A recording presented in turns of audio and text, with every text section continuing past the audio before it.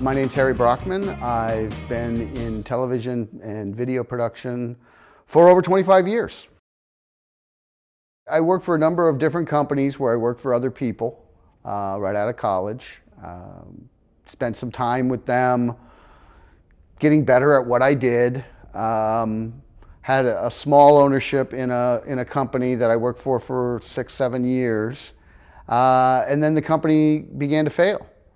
And then I left that company, went to another company who at the time was the previous company's largest client, and saw them fail as well, you know, despite my best efforts at the job that I did.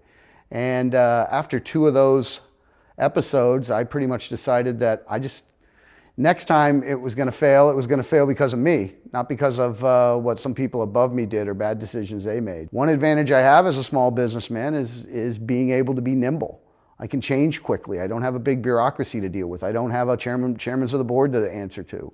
You make the decision to head in one direction, but you also have the ability to swing the ship around and go in another direction when you feel as though it's not working out. And you know, when you work for other people, that's not possible. Sometimes you're in a situation where you have to convince your boss that things aren't working.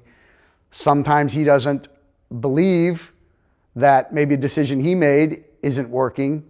And you as an employee have to follow that decision through, and if it's a failure, and if it's a big enough failure, it can really cost you your livelihood. One of the most important things I think that's helped me owning my own business is not having someone else looking over my shoulder, not necessarily being worried about someone second guessing one of my decisions. Sometimes it's difficult and you go back and forth with yourself inside your own head, but one of the biggest advantages I think that I have is that as a small businessman and as someone that works for themselves, I don't necessarily have people second guessing me, or I don't necessarily end up doing things that I wouldn't necessarily agree with from a business sense. Plenty of times I make bad decisions and I suffer the consequences, but at least they were the bad decisions that I made and they weren't the bad decisions of somebody else that I had to suffer for. One thing I would tell people is there's a lot of ways to go into business for yourself. You don't have to think about starting something that you have to work at 60 hours a week. Maybe start something where you work 10, 20 hours a week and see how you like it. The other thing I would recommend to anyone is if you're going to start your own business, make very sure you're good at what you do. Don't just go into business only because you don't want to work for someone else. That's not enough. You really need to be good at what you do, because ultimately you're the one that's going to be responsible for your success or failure. So be good enough at what you do that you're confident that you're going to make it happen. And don't be afraid to hire people that are smarter than you. That's another bit of advice I would give.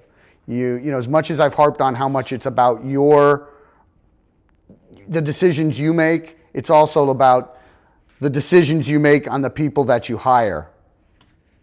The people that you surround yourself with can make you look very good and make you very successful.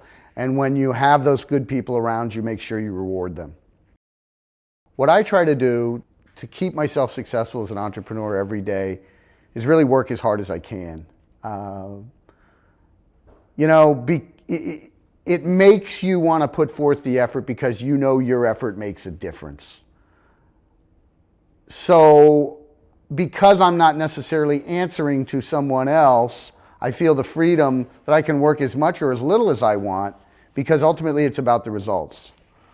You know, I'm not afraid to work on a Saturday, or I'm not afraid to work till 9 o'clock at night. Whereas if I was an employee, I think I would be, you know, I feel like I'm doing a lot of extra work for someone else. Well, I'd probably be thanking 2 people. My father, who really helped me get into business, who believed in me enough to stake my initial claim to get into business. And then my wife, who is constantly on me to be more positive.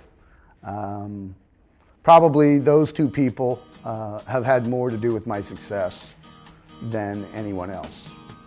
And they've provided a lot of support some financially and some, emotionally.